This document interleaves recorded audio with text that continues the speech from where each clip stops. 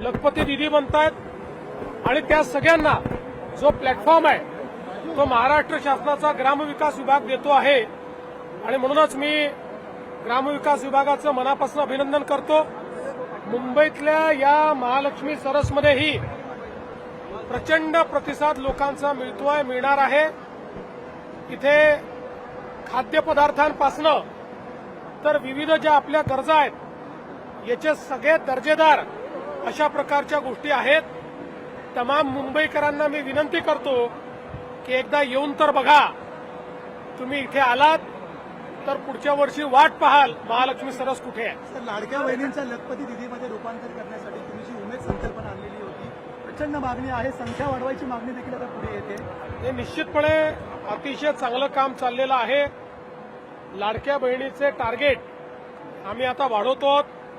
50 लाखावरनं 1 कोटीवर आम्हाला जायचं आहे आणि आमचे मंत्री जयकुमार गोरे असतील, कदम असतील आणि सगळी आमची टीम असेल, ही टीम आता याच्याकरता पूर्ण ताकदीने मागे लागली।